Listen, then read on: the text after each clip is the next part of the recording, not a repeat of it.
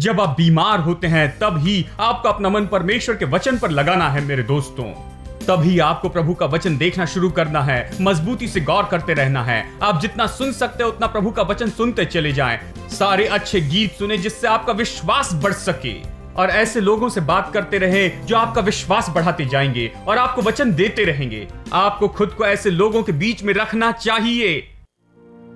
How lovely are the mountains are the feet of them that bring good news. Good news, announcing peace, proclaiming news of happiness, that our God reigns. Our God reigns. Our God reigns. Our God reigns.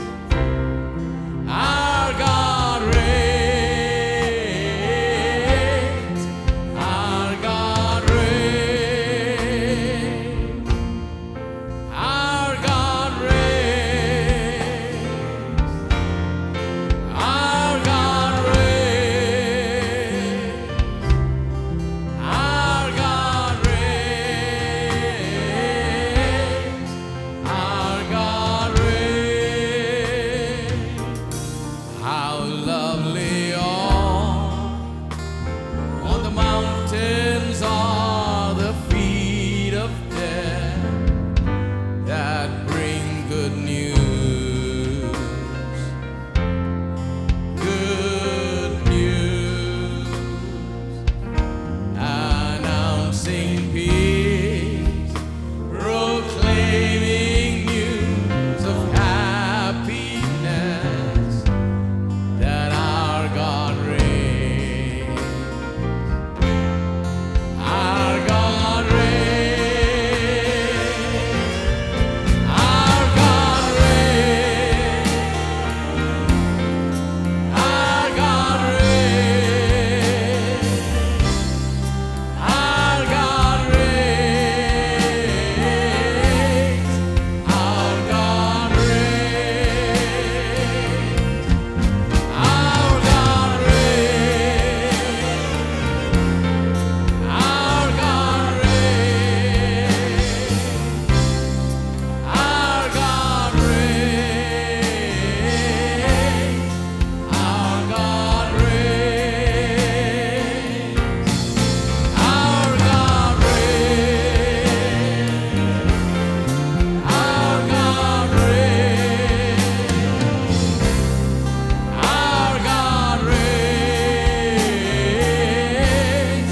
Our God reigns. Our God reigns. Our God reigns.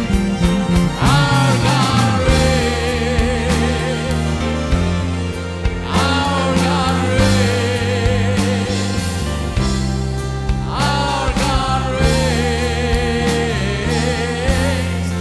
Our God reigns. Our God reigns. Our God reigns. Our God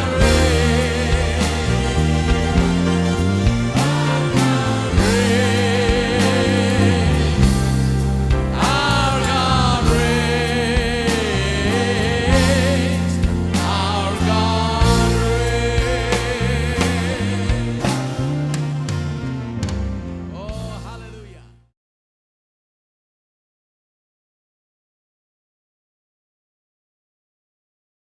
गुरुत्वाकर्षण का नियम मुझे नीचे खींचे रखता है।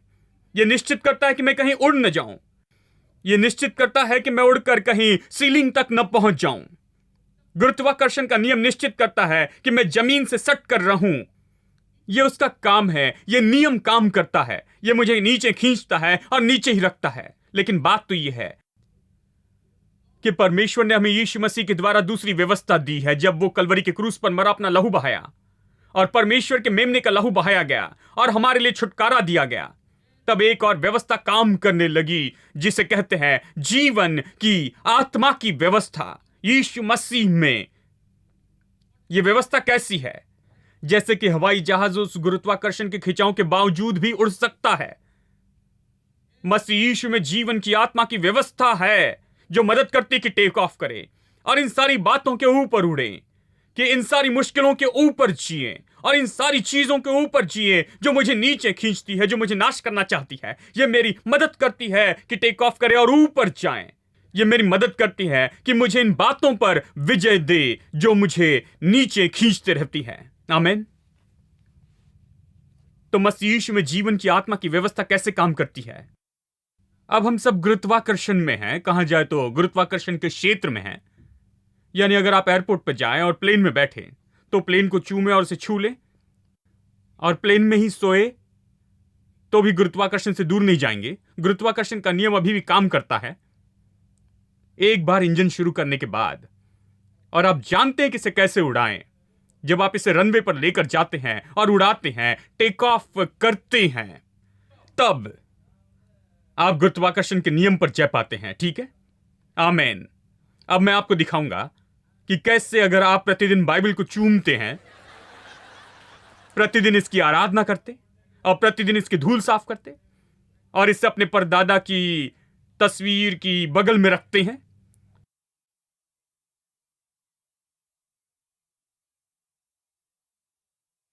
और जाकर केवल दर्शन करते हैं, प्रतिदिन दर्शन करते, तो यह काम नहीं करेगी, क्योंकि यह प्लेन को छूने और चूमने जैसे है। प्लेन टेक ऑफ करके आपको बहुत ऊपर ले जा सकता है, लेकिन आप इसका उपयोग नहीं करते हैं क्योंकि आप इंजन शुरू नहीं करते हैं। आप इसे अपने लिए काम करने नहीं दे रहे हैं। प्रभु का वचन उस एयरक्राफ्ट के इंजन के जैसे है जिसमें क्षमता है, सामर्थ्य कि आपको ऊपर उठाएं और ऊपर लेकर जाएं। आमीन। आपको इसे लेकर अपने मुंह में रखना होगा और आपको विश्वास में काम करना जानना होगा। आपको जानना होगा कि विश्वास कैसे काम करता है। आपको जानना होगा कि इंजन कैसे शुरू करके रनवे पर लेकर आए और जाए और उड़े, ऊंचे पर उड़े, ऊंचाई और ऊंचाइयों पर जाए और उस गुरुत्वाकर्षण से दूर चले जाएं। गुरुत्वाकर्षण तो है लेकिन आप उसके ऊपर हैं। आमीन। लेकिन आपको उसमें काम करना होगा। इसलिए हमें सीखना होगा कि विश्वास में कैसे काम करें। धर्मी जन विश्वास से जीवित रहेगा। हम इसी तरह जी सकते हैं, लेकिन बहुत से धर्मी लोग लड़ रहे हैं अविश्वास से।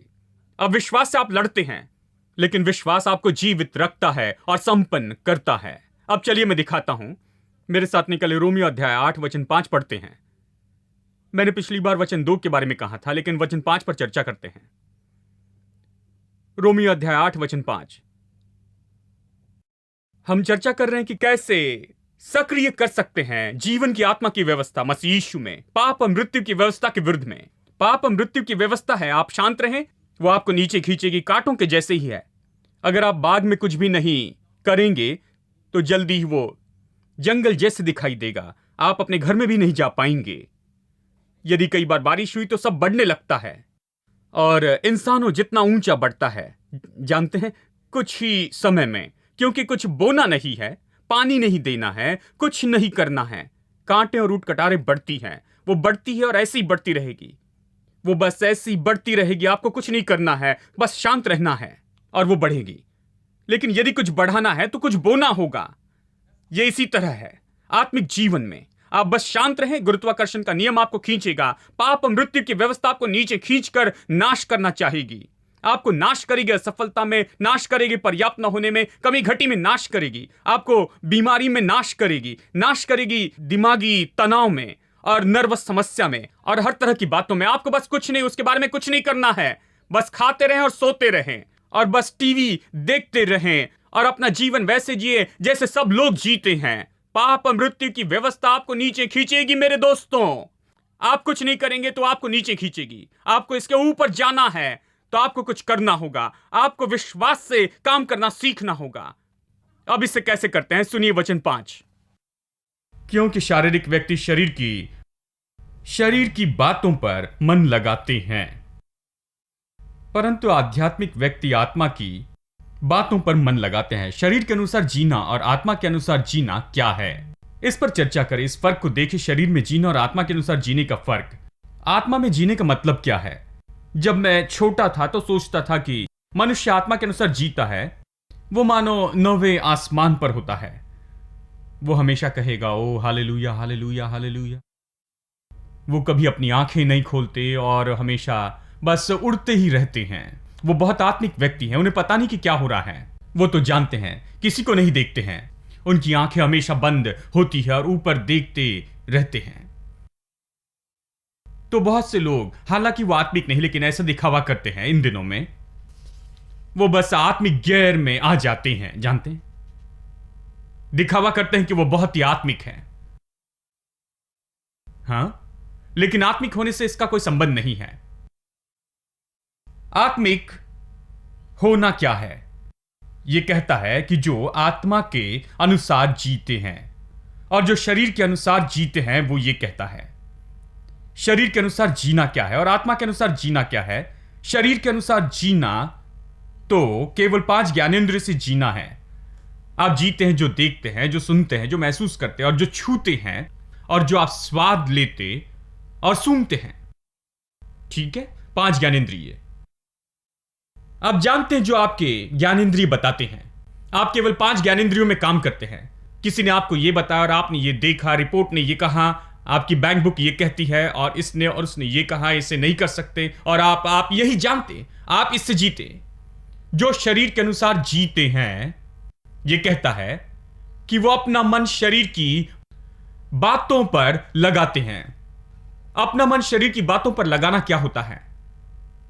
यह बहुत बुरा है। जब कोई बीमार होता है, उसका मन अगर लगा है डॉक्टर ने जो कहा है उस बात पर, यदि मन इस पर लगा है कि रिपोर्ट जो कहती है, यदि मन इस पर लगा है कि वो कितने महीने और जिएगा, और मन इस बात पर लगा है कि उसे कितनी बड़ी बीमारी हुई है, तो यह सबसे दुख की बात आप अपने मन से कह सकते हैं मेरे दोस्तों। इसलिए आपको शरीर के अनुसार नहीं जीना है।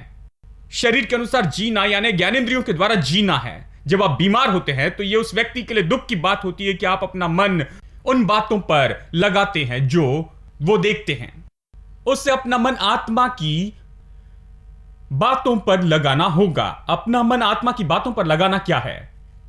आत्मा के अनुसार जीना क्या है? आत्मा के अनुसार जीना तो आकाश में कहीं लटकते रहना नहीं है। आत्मा के अनुसार जीना यानी आप वचन से जीते हैं कि चाहे आपकी परिस्थिति धुंधली दिखाई देती हैं और अंधकार से भरी और असंभव ऐसी दिखाई देती है, यहां तक कि आपके ज्ञानेंद्रिय आपसे बहुत नकारात्मक बातें कहते हैं, आप अपने ज्ञानेंद्रियों से नहीं चलते हैं, आप उससे चलते हैं जो वचन कहता है। यह आत्मिक व्यक्ति है। आत्मिक व्यक्ति तो जो वचन कहता है उससे बड़ा समझता है जो संसार कहता है उससे। संसार शरीर से जाना जाता है, आप 5 ज्ञानेंद्रिय द्वारा जानते हैं, लेकिन आत्मिक व्यक्ति जो वचन कहता है वो बस वही करता है। वो संसार में है लेकिन वो आत्मा से चलता है। यह आत्मा से जीने के बारे में यही कहता है। आमीन। तो हम में से बहुत से लोग इस संसार में रहते हुए, इन ज्ञानेंद्रियों में रहते हुए, हम आत्मा में जी सकते हैं। परमेश्वर के वचन को महान समझते हैं, जो हम देखते हैं और महसूस करते हैं, और जो हम सूंघते और स्वाद लेते हैं, और इन सभी बातों से बढ़कर इब्राहिम ऐसे ही जिया था। बाइबल कहती है कि उसने अपने शरीर की मरणहार दशा को नहीं देखा और अपनी पत्नी सारा की कोख को नहीं देखा जो मरी हुई थी। उसने उसे नहीं देखा। इसका अर्थ है वो आत्मा के अनुसार जी रहा था। वो शरीर के अनुसार जीने वाला व्यक्ति नहीं था। वो इस पर आधारित नहीं था कि कोई क्या कहता है। वो इस पर आधारित नहीं था कि कितना बूढ़ा हो गया है और ये कितना असंभव है कि संतान पाए, और ये सब जो प्रभु ने कहा उससे जी रहा था। प्रभु ने कहा तुम्हारा वंश ऐसा ही होगा, तो वो उस पर विश्वास करता। खैर, डॉक्टर ने क्या कहा? उसने कहा डॉक्टर जो कह सकता था उसने कहा, लेकिन प्रभु ने जो सबसे बड़ा डॉक्टर है वो कहता तुम्हारा वंश ऐसा ही हो जाएगा। तो उसने अपना मन इस पर लगाया था। अब यह बहुत जरूरी है, जब आप बीमार होते हैं, जब आप जीवन में बीमारी की समस्या से जाते हैं, तो अपना मन आत्मा की बातों पर लगाना बहुत ही जरूरी होता है और उसे वहीं रखे, वहां स्थापित करे। देखिए, जब यीशु उस बच्ची के पास गया था जो मर गई थी, उसने कहा सारे रोने वालों को बाहर निकाल दो। वो सारे लोग जो शोक कर रहे थे, रो रहे थे, उन्हें बाहर निकालो। उसने कहा क्यों? उसने कहा ये मुझे सूट नहीं करते। उसने कहा उन्हें बाहर निकालो, उन्हें बाहर जाने दो। यानी जब लोग आते हैं हॉस्पिटल में, लोग आपके पास रोते हुए आते हैं, जैसे देखते हैं रोने लगते हैं, क्योंकि हमारी परंपरा में लोग सोचते हैं कि हॉस्पिटल में मिलने के लिए आए और न रोए तो दिल नहीं है। लेकिन हम स्थापित दिल के बारे में कह रहे हैं। हमें उस तरह का दिल नहीं चाहिए। यानी यदि कोई भाई रोते हुए आए, जैसे ही कमरे में आए, तो आप आराधना का संगीत क्यों नहीं बजाते? आप वचन का पढ़ा जाना क्यों नहीं लगाते? क्यों न ऐसे लोगों को आने दे जो आकर पढ़ते हैं भजन संहिता 91, भजन 23, भजन संहिता 1 और ये भजन 90 और ये सारे अद्भुत वचन। क्यों न लोग आकर हर दिन आपके लिए इसे पढ़ते चले जाएं, प्रभु के वचन से बहुत से अध्याय। क्यों न लोग आकर चंगाई के वचन ले और आपके लिए पढ़े और उससे सुनते चले जाएं। आप जैसे आप बिस्तर पर लेटे हुए हैं, आप इस तरह के लोगों को क्यों नहीं आने देते हैं? रोने वाले लोगों को पास आने की जरूरत नहीं। आपको दया नहीं चाहिए, दया आपको चंगाई नहीं देगी। हेलो, वो आपको नहीं बदलेगी। आपको परमेश्वर का वचन चाहिए मेरे दोस्तों। जो शरीर के अनुसार चलते हैं वो अपना मन शरीर के ऊपर लगाते हैं। यह दुख की बात है, क्योंकि आप पहले से बीमार हैं। आप बीमारी पर मन लगाते हैं तो आप खत्म हो जाते हैं। बस यही, कोई आशा नहीं। जब आप बीमार होते हैं तब ही आपको अपना मन परमेश्वर के वचन पर लगाना है मेरे दोस्तों। तभी आपको प्रभु का वचन देखना शुरू करना है, मजबूती से गौर करते रहना है। आप जितना सुन सकते हो उतना प्रभु का वचन सुनते चले जाएं। सारे अच्छे गीत सुने जिससे आपका विश्वास बढ़ सके, और ऐसे लोगों से बात करते रहें जो आपका विश्वास बढ़ाते जाएंगे और आपको वचन देते रहेंगे। आपको खुद को ऐसे लोगों के बीच में रखना चाहिए। आमीन। इसलिए बीमार होने पर सबको फोन करके नहीं बताना कि बीमार हैं, क्योंकि तब आप इन लोगों को न्योता देते हैं। फोन कर सब अच्छे लोगों को बताएं, यहां ये मुझे आपकी जरूरत है, मुझे आपकी प्रार्थना चाहिए। मैं चाहता हूं कि मेरे साथ खड़े रहें, मैं चाहता हूं कि विश्वास में काम करें, चाहता हूं कि आप आकर मेरी मदद करें, क्योंकि तब आप आत्मा में चलते हैं और आपका मन आत्मा की बातों पर लगाते हैं। जब आप अपना मन आत्मा की बातों पर लगाते हैं, प्रभु के वचन पर, जो प्रभु का वचन कहता है, तो वही वास्तविकता होगी। याद रखें, टी.एल. ओसबर्न ने कहा था, वचन एक बात कहता है और आपकी परिस्थिति दूसरी बात कहती है। ये दोनों चीजें आपके जीवन में नहीं होगी। केवल आप जो कहते हैं वही होगा। इसलिए निश्चित करें कि आप जो कहते हैं वो प्रभु का वचन है, क्योंकि आप यही तो चाहते हैं। आप चाहते हैं कि चंगाई आए, आप चाहते हैं कि आशीष आए, आप चाहते हैं कि भलाई आए। इसलिए निश्चित करें कि आप कभी परिस्थिति की ओर न झुके, लेकिन प्रभु वचन की ओर झुकते जाएं और प्रभु का वचन लेकर उसे अपने मुंह में और दिल में रखे और अपने मन में रखे और कहते रहें। हेलो, आप सुन रहे हैं? यह मसीही जीवन जीने का तरीका है। यदि आप बीमारी के साथ रहें तो बीमारी मार देगी, क्योंकि अगला वचन कहता है, इसे गौर से सुनिए। वचन 5 कहता है कि जो शरीर के अनुसार जीते हैं वो शरीर की बातों पर मन लगाते हैं, लेकिन जो आत्मा के अनुसार जीते हैं वो आत्मा की बातों पर मन लगाते। वचन 6, शारीरिक मन का होना, यानी दूसरे क्या कहते हैं उस पर मन लगाना, जो आप देखते, सूंघते और स्वाद लेते और महसूस करते। अपने ज्ञानेंद्रियों पर मन लगाते हैं, केवल अपने 5 ज्ञानेंद्रियों पर, वो मृत्यु है। हां, शारीरिक मन का होना, जो संसार कहता है उसे पाना, वो मृत्यु है, कोई आशा नहीं। आप अखबार पढ़िए और जानते हैं संपन्नता के बारे में आपकी सारी बातें और भलाई इस पर आधारित है कि अर्थव्यवस्था कैसी है। मेरे प्रभु, तो कई बार आप नीचे होते हैं, क्योंकि कई बार अच्छी खबरें होती है तो कई बार बुरी खबरें होती है। आपको पता नहीं सब नीचे कब गिरेगा। वो यही कहते हैं, ये आज आता है और कल चला जाता है, वो कहते हैं। लेकिन बाइबल कुछ और कहती है। यदि आप तीसरा वचन पढ़ते हैं भजन 112 में, जो मैंने पढ़ा, यह कहता है कि धर्मी के घर में धन संपत्ति बनी रहती है। यह नहीं कहता कि उससे मिलने आती है और चली जाती है। यह नहीं कहता कि कुछ समय होगी और चली जाएगी। नहीं, यह कहता है कि यह वही रहेगी, क्योंकि धन और संपत्ति उसके घर में रहेगी। इसका मतलब है यह रहने के लिए आई है, वो वही रहेगी। वो कम ज्यादा नहीं होगी, केवल बढ़ोतरी होगी। वो बढ़ोतरी के सिद्धांत में जीता है, वो संसार में जीता है, लेकिन वो ज्ञानेंद्रियों से नहीं जीता है। वो संसार में रहता है लेकिन सांसारिक नहीं, वो संसार में रहता है लेकिन शारीरिक नहीं, आत्मिक मन का है। वो आत्मा के अनुसार जीता है। उसने अपना मन आत्मा की बातों पर लगाया है। आत्मा की बातें क्या कहती है? ये कहती है, दो तो तुम्हें दिया जाएगा, अच्छा नाप, दबा दबा कर, हिला हिला कर, उमड़ता हुआ। आत्मा की बातें कहती है कि जब तुम प्रभु का आदर करोगे अपनी वस्तुओं से और अपनी सारी बढ़ोतरी के पहले फल से, तो तुम्हारे खत्ते भरपूरी से भरे रहेंगे और तुम्हारे भंडार उमड़ते रहेंगे। हेलो, यदि आत्मा के अनुसार जिएंगे तो वचन कहता है, जब आप दशवांश और भेंट लेकर आते तो क्या कहता है? वो स्वर्ग के झरोखे खोलकर आशीष उंडेलता है कि आपके पास उसके लिए जगह नहीं होगी। हेलो, यानी समस्या पैसे नहीं है, समस्या जगह की है। क्योंकि हमें देने के लिए उसके पास में बहुत ज्यादा है। देखिए, मन को ऐसे काम करना है। तो कुछ लोग कहते हैं, ज्यादा पैसों के लिए प्रभु पर विश्वास करता हूं। नहीं नहीं, बड़े कमरे की कोशिश करें। प्रभु पर ज्यादा पैसों के लिए क्यों विश्वास करते हैं? उसके पास पैसा बहुत है दोस्तों। बस देखिए, आप बड़ा कमरा बनाए कि सारी आशीषों को प्राप्त कर लें। आपका दिल बड़ा हो, आपका उद्देश्य महान हो, आपका मकसद अद्भुत हो। आप अपना दिल इस तरह से बनाते हैं, मेरे पास महान उद्देश्य है, इसलिए मुझे ज्यादा चाहिए। मेरे लिए तो बस थोड़ा चाहिए, बस मेरे लिए ही। लेकिन मेरे पास महान उद्देश्य है। मेरा उद्देश्य मुझे योग्य बनाता कि मैं और ज्यादा पाऊं, कोई भी मनुष्य को जो चाहिए उससे बढ़कर। बहुत से लोगों के पास उद्देश्य नहीं, मकसद नहीं। उन्हें क्यों चाहिए इसका कोई मकसद नहीं।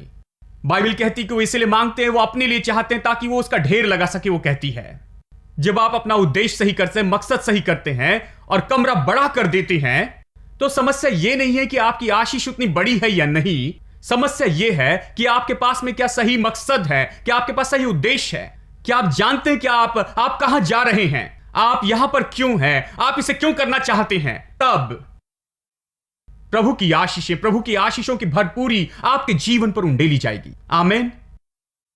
और आत्मा पर मन लगाना आपके लिए बस यही तो करता है। शायद आपके पास 1 रुपया नहीं है, तो भी अपना मन बस आत्मा की बातों पर लगाए। मैंने यही किया। जब मेरे पास कुछ नहीं था, मैंने अपनी आंखें लगाई, अपना दिल, अपना मन, अपना मुंह आत्मा की बातों पर लगाया। जब यहां पर एक भी आदमी नहीं था, मैंने आत्मा की बातों पर अपना मन लगाया। जब कुछ भी नहीं था, कोई इक्विपमेंट नहीं, कोई जगह नहीं, कुछ नहीं, मैंने आत्मा की बातों पर अपना मन लगाया। मैंने अपना मन असंभवताओं पर नहीं लगाया। मैंने अपना मन इस बात पर नहीं लगाया ये कितना मुश्किल है, ये नहीं हो सकता, इन बातों पर नहीं। मैंने अपना मन लगाया, मैं क्या कर सकता हूं मसीह यीशु में और उसके द्वारा। मैंने हमेशा इस सच्चाई पर अपना मन लगाया कि मैं सब कुछ कर सकता हूं यीशु के द्वारा जो मुझे बल देता है। मैं कर सकता हूं। You are the everlasting God. Shine your light through us, for all the world to see. You are the hope of broken hearts. You overcame the grave to save humanity. Hallelujah, Jesus is alive. Oh, clap your hands, only people, and shout, hey, unto God. Oh, clap your hands, only people, and shout, hey, unto God. With a voice of triumph. Oh, oh, oh, with a voice of